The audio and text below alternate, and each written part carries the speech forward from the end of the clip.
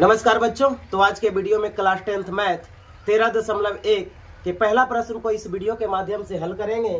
तो प्रश्न दिया हुआ है कि दो घनों जिसमें प्रत्येक का आयतन 64 सेंटीमीटर क्यूब है के संलग्न फलकों को मिलाकर एक ठोस बनाया जाता है, तो प्राप्त घनाभ का पृष्ठीय क्षेत्रफल क्या होगा, इसको ज्ञात करना है।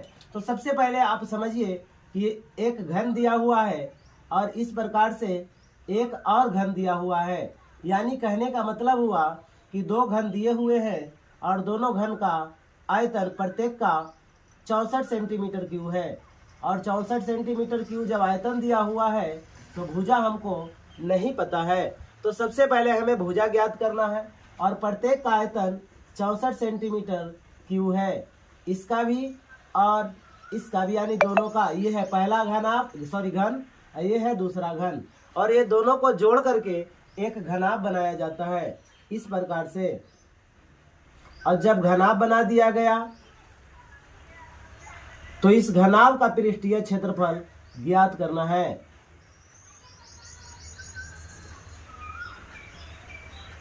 यह देख लीजिए, दो घन को आपस में जोड़ करके घनाभ बना दिए हैं। ये ठोस घनाभ का पृष्ठीय क्षेत्रफल पूछा जा रहा है।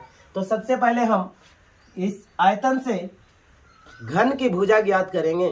तो सबसे पहले मान लेते हैं, माना कि घन की भुजा बराबर ए।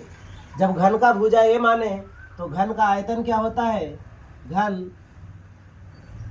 का आयतन बराबर होता है भुजा क्यू। भुजा क्यू आयतन दिया हुआ है, कितना दिया हुआ है, 64 सेंटीमीटर क्यूब। जब भुजा ए माने हैं तो ए सेंटीमीटर में दिया हुआ है तो सेंटीमीटर में मानेंगे, मीटर में दिया हुआ है तो मीटर में मानेंगे। इसी प्रकार 64 सेंटीमीटर क्यूब बराबर ए का मान, यानी भुजा का आयतन ए क्यू होता है। ए भुजा का मान ए क्यू होता है। ए जो है भुजा है तो भुजा का क्यू कर देंगे, यानी ए सेंटीमीटर का क्यू बराबर में हो जाएगा 64 सेंटीमीटर क्यूब। अब 64 देखिए किसका घन है, तो इसका 4 चौ 16, 16 चौ 64, ए सेंटीमीटर क्यूब बराबर हो जाएगा 4 सेंटीमीटर क्यूब। यदि पावर समान हो तो बेस का मान बेस हो जाता है। इस प्रकार ए सेंटीमीटर, यानी ए का मान सीधा लिख सकते हैं 4 सेंटीमीटर। ए का मान सीधा लिख सकते हैं 4 सेंटीमीटर।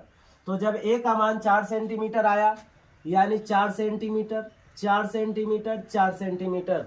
घन का प्रत्येक भुजा 4 सेंटीमीटर का है और दोनों घन का ही प्रत्येक भुजा 4 सेंटीमीटर का है। अब दोनों घन के संलग्न फलकों को जोड़ करके एक घनाभ बनाया गया। तो यदि ये 4 सेंटीमीटर तो ये 4 सेंटीमीटर, और जब जोड़ते हैं घनाभ की लंबाई तो हो गया 8 सेंटीमीटर। तो अब यहाँ पे लिखेंगे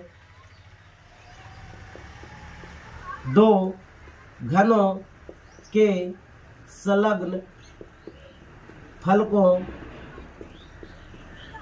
के मिलाकर बने घनाभ की लंबाई बराबर, कितना हो जाएगा लंबाई, 4 प्लस में 4, यानी कि हो जाएगा 8 सेंटीमीटर। अब आते हैं चौड़ाई कितना होगा, तो चौड़ाई हो जाएगा 4 सेंटीमीटर।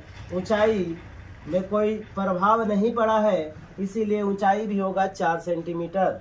अब घनाभ का पृष्ठीय क्षेत्रफल पूछता है तो लिख देंगे ठोस घनाभ का पृष्ठीय क्षेत्रफल बराबर, पृष्ठीय क्षेत्रफल बराबर फार्मूला होता है 2 इंटू LB प्लस में BH प्लस में LH। अब मान रख देते हैं, मान को पुट कर देते हैं। 2 इंटू L का मान कितना, लंबाई का मान कितना 8, गुना में चौड़ाई 4, प्लस में चौड़ाई कितना 4, गुना में ऊंचाई 4, प्लस लंबाई 8 गुना में 4।